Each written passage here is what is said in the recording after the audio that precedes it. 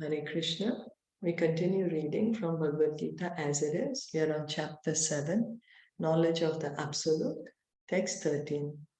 Tribhir guna mayir bhavir ebihi sarvam idam jagat mohitam nabhi janati mam ebhaya param avyayam.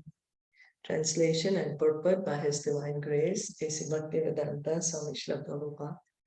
Deluded by the three modes, goodness, passion, and ignorance, the whole world does not know me, who am above the modes and inexhaustible. So that is our position. We are so much under the modes of nature that we are not able to recognize the Supreme Lord. We were just hearing that the Mayavadi sannyasis, they could recognize Lord Chaitanya as the Supreme Lord, because Lord Chaitanya gave them this understanding. Only because he gave them this understanding, they were able to understand him. Otherwise not. Why? Because we are all under the modes of nature. They were just calling themselves Narayan, but they're still under the modes of nature. We can call ourselves whatever we want, but that's not the fact. So the whole world is enchanted by the three modes of material nature. Those who are bewildered by these three modes cannot understand that transcendental to this material nature is the Supreme Lord Krishna. Wherever we are looking, we look these three modes, and that's why we are not able to look beyond the three modes. We have been reading in Bhagavatam how the false ego, when it combines with these three modes, goodness, passion, and ignorance, how the different elements are created: water, air, fire, ether, mind, intelligence. Everything is being created by a combination of these three modes with the false ego. Even the sense objects, even our senses, the eyes, ears, nose, the skin, the mouth, the hands, legs, and his genitals, everything is just a combination of these modes of nature with the false ego. So it's so dense that we are not able to look beyond it, because whatever we are looking is just a combination of these three modes with the false ego. So we are not able to understand, oh, there is a personality who is beyond the modes. And that is God Himself. We are not able to understand that. Every living entity under the influence of material nature has a particular type of body and particular type of psychological and biological activities accordingly. There are four classes of men functioning in the three material modes of nature. Those who are purely in the mode of goodness are called Brahmanas. Those who are purely in the mode of passion are called Kshatriyas. Those who are in the modes of both passion and ignorance are called Vaishyas. Those who are completely in ignorance are called Shudras. And those who are less than that are animals or animal life. So the modes of nature, goodness, passion, and ignorance. Now, human society is was the Vedic society, the Varnashram society was divided based on these modes. It was not a caste system which decides if you are a Brahmana or Kshatriya by birth. No, it was by nature. By nature. It later got degraded into the caste system. So how was it divided? The men who were in goodness, purely in the mode of goodness, they were the Brahmanas. So the activities would be in the mode of goodness. They would be committed to studying scriptures, to teaching the scriptures, deity worship, teaching how to worship the deity, and giving charity and taking charity. Then those in the mode of passion are called Kshatriyas. The leaders, the administrators, they are in the mode of passion. Then the Vaishyas. Vaishyas are the bankers, the traders, the farmers, those who are supposed to do cow protection. That is Vaishyas, and that is the mixed mode of passion and ignorance. And Shudras. Shudras are the ones who are giving service. to all the other three society, all the other three classes. They are predominantly in the mode of ignorance. And then those who are beyond the Vedic society, who are even below the Shudras, like uh, completely in ignorance. Less than that are animals or animal life. However, these designations are not permanent. I may be either a Brahmana, Kshatriya, Vaishya, or whatever. In any case, this life is temporary. But although life is temporary, we do not know what we are going to be in the next life.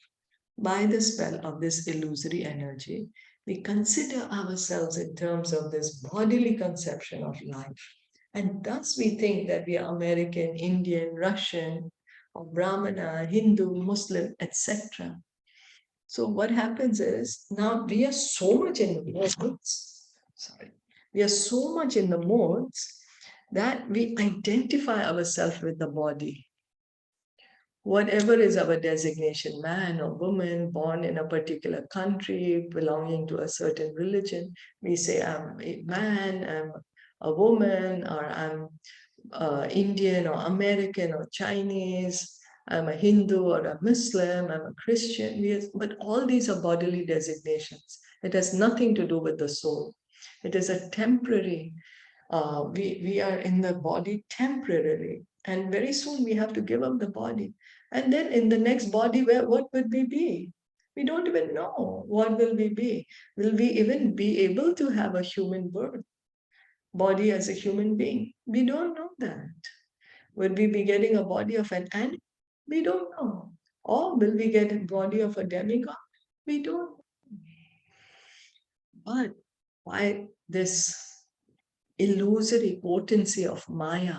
We think we are the body. We have forgotten completely that we are the soul, part and parcel of Krishna. We have completely forgotten that. And if we become entangled with the modes of material nature, then we forget the Supreme Personality of Godhead who is behind all these modes.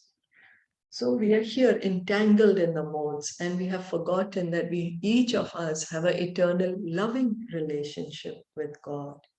We have forgotten our loving relationship with God, and the only thing we can see is the different combinations of these modes of nature. So Lord Krishna says that the living entities deluded by these three modes of nature do not understand that behind the material background is the Supreme Personality of Godhead. We are not able to see God. We are only seeing is the combinations of modes of nature. We are not able to see God through it. We have forgotten completely that God exists. There are many different kinds of living entities, human beings, demigods, animals, etc. And each and every one of them is under the influence of material nature, and all of them have forgotten the transcendent personality of Godhead. So living entities, we may be in the body of a human being or an animal or a demigod or a tree, a plant, a bird, a fish, an aquatic. We are all living entities. It doesn't mean that if someone does not have a human body and if someone is in the body of an animal, that is not a living entity. No, he's a living entity. Right now, he's just in the body of an animal. We are not able to understand that. The animal is also a living entity, is a soul there. Even the tree, the plant, is the soul there. And the Paramatma is sitting with them. So, and what has happened is all of us in this material world, we have a material body and we have forgotten God. And we are just thinking, I'm independent and I am this body. Those who are in the modes of passion and ignorance, and even those who are in the mode of goodness, cannot go beyond the impersonal Brahman conception of the absolute truth. They are bewildered before the Supreme Lord in his personal feature, which possesses all beauty, opulence, knowledge, strength, fame, and renunciation. So majority of the people can understand God as light, or that God is not a person. He's just some light. Majority of the people are not able to understand that God is a person and that he has all the opulences in full, unlimited 6 opulences. We have these opulences to a little degree. We may have some beauty, but there will be someone more beautiful than us. Even if we find the most beautiful person on this planet, there is no one more beautiful than Krishna anywhere. Krishna is all beautiful. Opulence. So someone may have some wealth, someone may be more richer than someone, but all the wealth of all the material and spiritual worlds only belongs to Krishna. No one is more opulent than Krishna. Knowledge. We may have a little of knowledge, but the most knowledgeable is Krishna. Strength. We may have a little strength, someone will have lesser strength, someone will have more strength, but the most strongest is Krishna. Fame. Fame. We all wanted to become famous. We all see how many likes we've gotten. We all now, it's become like that Instagram. How many likes did I get? Oh, I don't know if that Instagram has likes. I'm sorry.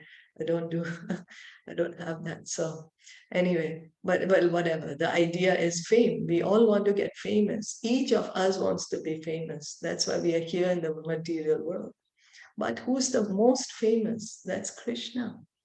And when we have a little bit of beauty, opulence, knowledge, strength, fame, what happens? We get so proud. We get attached to it. I am so famous. I'm so strong. I'm so beautiful. I am so knowledgeable. We get so attached to it. We don't want to give it up. We get proud of it.